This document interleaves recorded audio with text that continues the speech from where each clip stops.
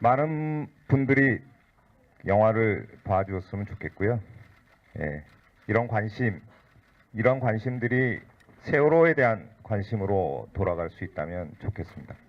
저도 팽목항에 가서야 사실 진실이 침몰하고 있구나. 우리 아이들이 죽어가고 있는 이면에 진실이 함께 침몰하고 있다는 사실을 알았습니다.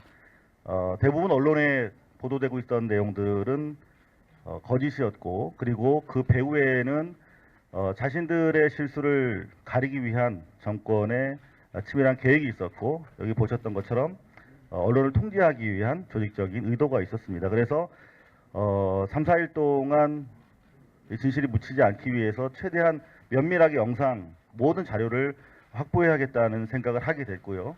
특히 다이빙벨과 관련해서는 들어올 때부터 나갈 때까지 특히 이 다이빙벨은 구조 단 한 명의 생명도 살리지 못한 구조 실패와 관련해서 대단히 중요한 단초라고 생각을 해서 특히 영상 확보에 노력을 했습니다. 그리고 시간이 지나면서 세월호가 급격히 잊혀지고 있고 동시에 급격히 망각이 강제당하고 있는 상황에서 영화 작업이 필요하겠다고 생각해서 여기 옆에 계신 우리 안혜령 감독님 다큐멘터리로 20년 동안 진정성을 가지고 현장을 지켜오신 분이라서 제가 영화적인 조력을 얻기 위해서 같이 의기투합하게 됐습니다. 그리고 부산영화제 세계의 관심이 이목이 집중되는 부산영화제에서 공개하기 위해서 사실 짧은 시간이지만 밤잠을 설쳐가면서 준비했습니다. 기자로서 20년 동안 세월호와 같은 현장에 항상 지키고 있었죠. 그런데 감독으로서는 제일 힘들었던 부분이 취재된 부분을 버려야 되는 그런 상황. 이를테면 세월호에 다이빙벨이 투입되고 나서 첫 번째 쫓아내지 않았습니까? 그래놓고 여기 영상으로 잠깐 나왔습니다만은 가짜 이게 절반밖에 감압이 안 되는 가짜 다이빙벨을 몰래 투입하려다가 저희 언론에 포착이 되는 그런 일이 있었습니다. 정말 기만적인 일이라고 할 수밖에 없는데 그런 내용들이 빠진 것 그리고 특히 세월호와 관련돼서 현 정권의 반대와 거의 지난 12.19 부정선거 당시에 있었던 수준의 인터넷 여론 조작이 대단히 비등했는데요. 그런 많은 자료들도 저희가 확보를 하고 있는데 그런 부분들을 좀 더 드러내고 싶었는데 여기 옆에 계신 안 감독님께서 영화적인 또 고려를 위해서 과감하게 생략하자 이런 토론 과정이 좀 힘들었고요. 실제로 얼마나 악의적인 여론 공세가 있었냐면 저렇게 멀쩡하게 다이빙벨이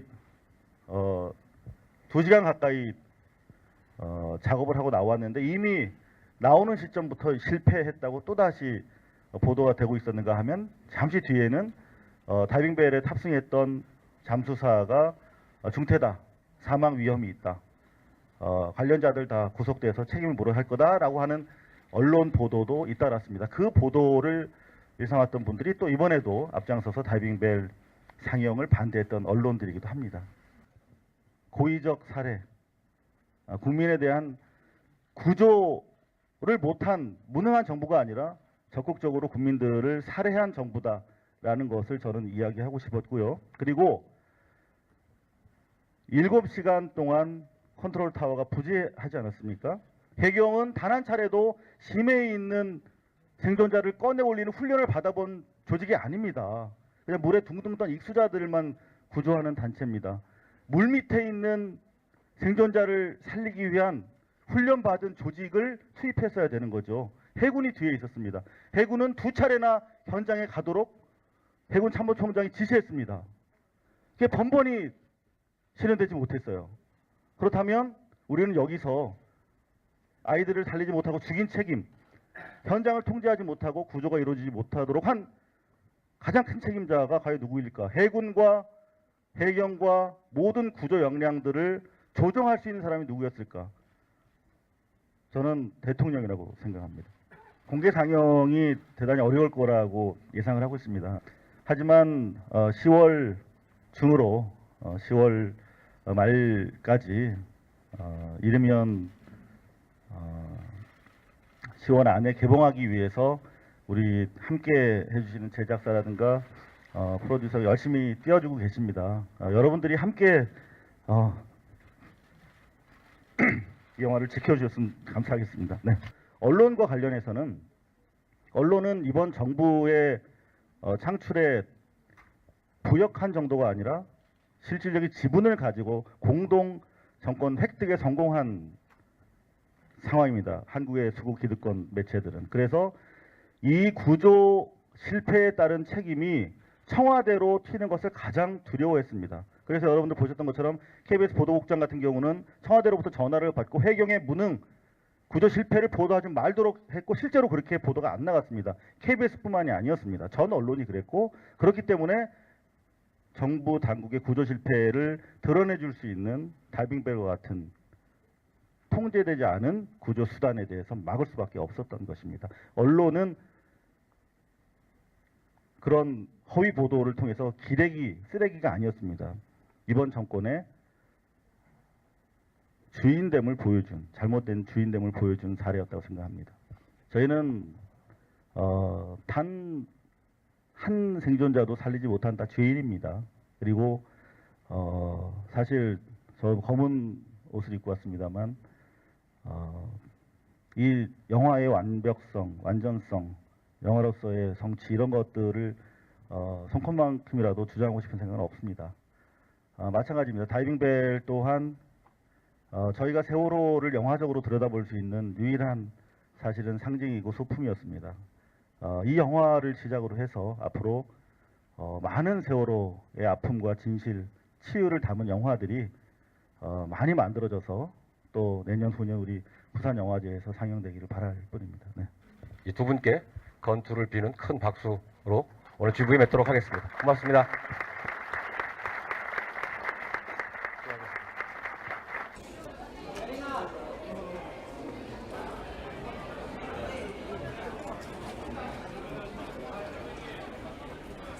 이게 다큐멘터리에 나오는 게 실제적으로 진실이다 이렇게만 보기에는 이게 구성된 거기 때문에 어렵다고 볼 수도 있을 것 같아요. 판단을 내리기 좀 조심스러워요. 저도 이제 앞으로 이제 시민으로서 이제 뭐 솔직히 막 이런 것들이 있으면 그냥 무관심하게 넘어가고 나와 상관없는 일이라 생각하고 그냥 넘어간 적이 정말 많거든요. 그런 지점에서 단순히 그렇게 넘어가는 것이 아니라 말 한마디라도 더 해보고 나의 의견을 내보고 그렇게 하는 것이 정말 중요하지 않을까.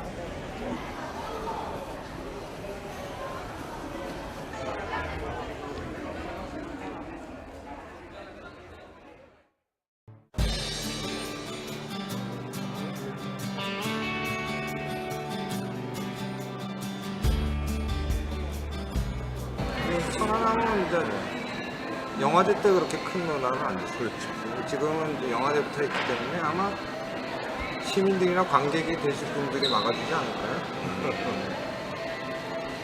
오히려 그렇게 막는다면 그 구조가 무엇인지를 얘기하고 이제 그거는 싸움이 될 수 있죠. 이 권력이 얼마나 비문화적이고 폭력적인가를 보여주는 사건입니다. 비난하는 영화제 아닌 이 영화를 왜 안 될까? 뭐 이미 영화제를 통해서 세계적인 이슈가 되어버렸잖아요. 텔레비전 그렇죠. 얼마나 스스로 이 영화를 알려주고 있는 상황입니다. 어떻게 보면 과학자고 할 수도 없고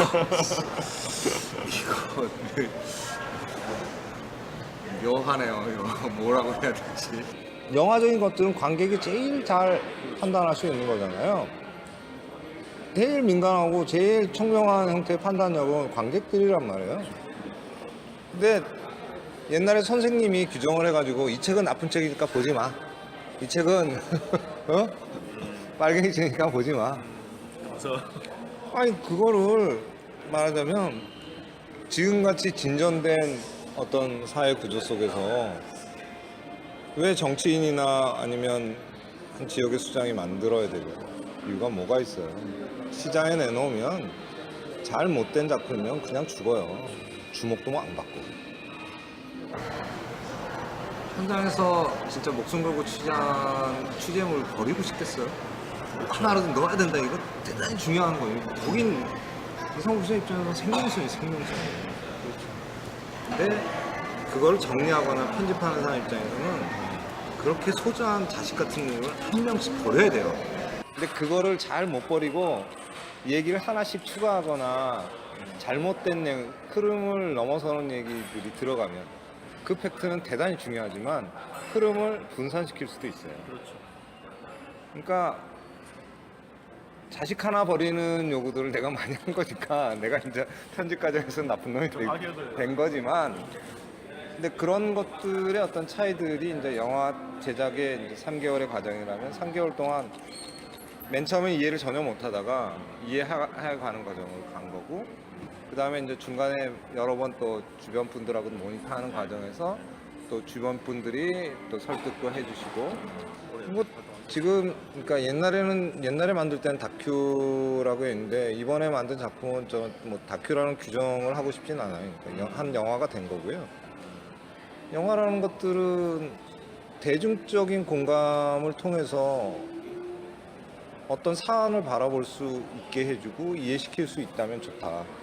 교육을 시키는 도구가 아니라 함께 생각하는 형태의 일종의 마당을 펼치는 표현이라고 생각하거든요. 그러니까 많은 분들이 극장에서 이 작품을 봤으면 좋겠고요. 작품을 보고 나서 아, 그러면 세월호 사건과 관련해서 내가 무엇을 해야 되지 지금? 다이빙벨은 나한테 무엇을 할 것을 요구하고 있는 것일지? 이런 물음들을 관객들이 해주셨으면 좋겠다라는 거고, 영화가 직접적으로 어떤 그 아픔의 현장이나 고통의 순간에 함께 하지 못하지만 그것들을 대중한테 전달함으로써 대중이 어떤 움직임들을 만들어낼 수 있고 또 그런 논의들을 생산해낼 수 있고, 그 논의가 한국의 어떤 구조적인 갈등의 구조나 모순의 구조들을 해소하거나 좁히거나 또 말하자면 그런 논의들을 숙성시켜 나가는 어떤 단초를 제공할 수 있다면 정말 행복하겠다. 그러니까 영화 자체로만은 모든 걸 할 수 없으니까. 김재동이 아주 좋은 그 말을 페북에 남겼는데, 자기가 어렸을 때 가난했는데 집에서 소를 키워서 송아지를 낳으면 송아지를 일정 키운 다음에 송아지를 팔잖아요.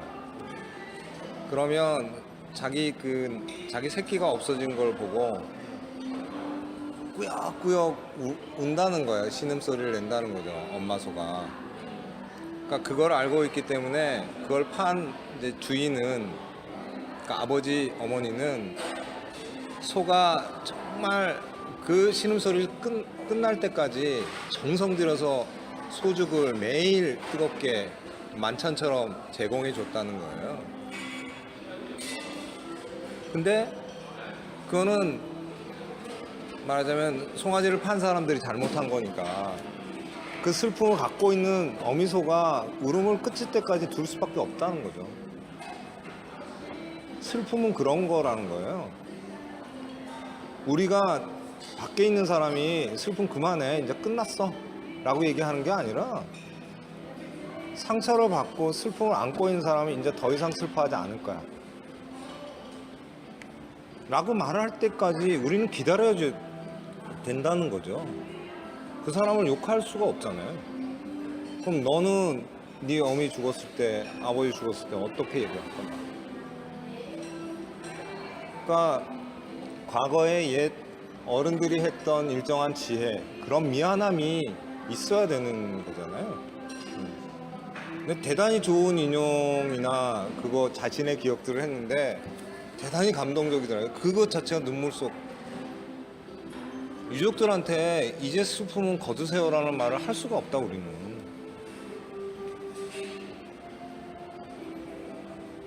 그래서 그 슬픔을 걷게 하려면 더 많은 진실들과 책임 추궁과 복원이 있어야 된다는 거죠. 그러니까 그런 슬픔을 끝이기 위해서 진실 규명을 요구를 하는 것이고, 그 슬픔이 멈추게 하기 위해서 이런 영화를 통해서 관객들과 시민들과 어떻게 하면 슬픔을 끝내게 할 수 있는가들을 고민해 보자라는 거거든요.